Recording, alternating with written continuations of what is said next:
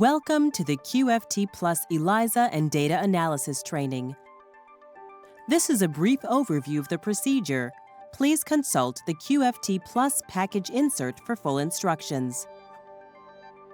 Upon receiving QFT Plus blood samples in the lab, it is important to note the incubation status of the tubes. Tubes arrive either incubated or unincubated. If blood samples are shipped directly to the laboratory at room temperature without prior incubation, samples must be processed and transferred to a 37 degrees Celsius incubator within 16 hours of collection, as described in the QFT Plus blood collection training. Following incubation, tubes can be held between 4 and 27 degrees Celsius for up to 3 days. Following sample incubation either at the clinic or within the laboratory, the blood collection tubes are ready for the plasma separation step. Centrifuge the blood collection tubes at 2,000 to 3,000 RCF for 15 minutes. After centrifugation, pipette the plasma samples directly into a prepared 96-well ELISA plate. Alternatively, the blood collection tubes can be stored in a refrigerator between 2 and 8 degrees Celsius for up to 28 days.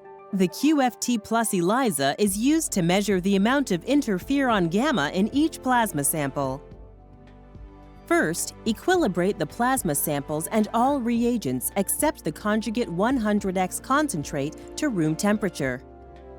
Begin by preparing working strength conjugate by diluting the reconstituted conjugate 100x concentrate with green diluent.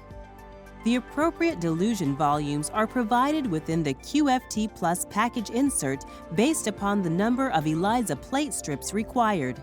Mix the correct volumes of 100x conjugate and green diluent thoroughly but gently to avoid frothing. Working strength conjugate should be used within 6 hours of its preparation. Next, you must prepare the standard curve. Standards are used to control the quality of the QFT Plus assay. Therefore, accuracy of preparation is essential. Add 150 microliters of green diluent to 4 tubes, labeled S1 through S4. Next, add 150 microliters of the reconstituted interferon gamma kit standard to the tube labeled S1 and mix thoroughly.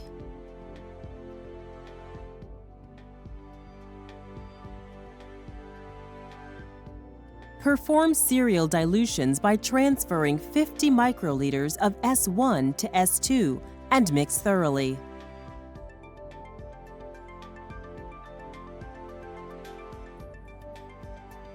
Then transfer 50 microliters from S2 to S3 and mix thoroughly. Do not transfer anything into tube S4, which contains only green diluent. To begin the ELISA assay, add 50 microliters of working strength conjugate to the wells of the ELISA plate that will be used. Next, load 50 microliters of each plasma sample from the centrifuged blood collection tubes into the appropriate ELISA plate well with a pipette. You can refer to your region-specific package insert for a recommended sample layout. It is important not to disturb the plasma samples prior to harvesting. Avoid pipetting up and down, mixing plasma, or disturbing the material on the surface of the gel. Add 50 microliters of each standard S1 through S4 to the appropriate ELISA plate wells. Keep in mind that each standard must be run in duplicate. Mix thoroughly on a microplate shaker for 1 minute, ensuring that the samples do not spill. Incubate at room temperature for 2 hours.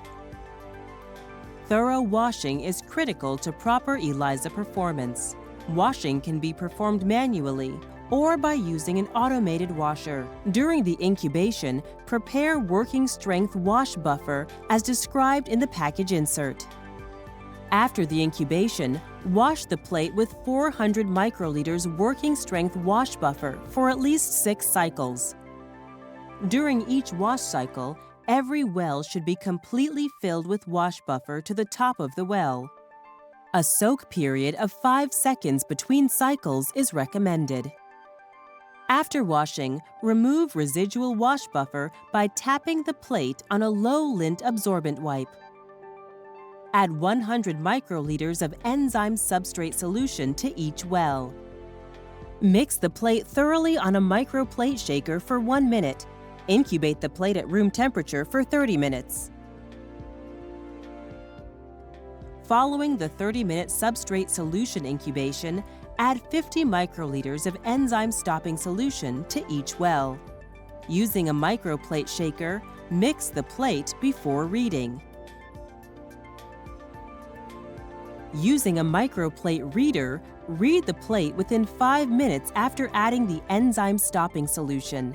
The reader should be fitted with a 450 nanometer filter and a reference filter of between 620 and 650 nanometers. Data is generated in optical density values, or ODs, and is ready to be exported to data analysis software. The latest QFT Plus software can be downloaded from the QuantiFuron website at www.quantifuron.com. The software performs a quality control assessment, generates a standard curve, and provides a test result for each subject. Final results are reported in international units per mil of interferon gamma for each subject's NIL, TB1, TB2, and mitogen samples.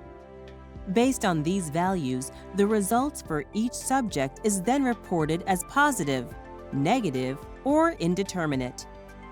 For step-by-step instructions, please refer to the QFT Plus Analysis Software Instructional Guide. After watching this brief overview, you should be comfortable performing the QFT Plus ELISA. If you have any concerns or you need further instruction, please review the QFT Plus package insert or visit www.quantifuron.com. Thank you.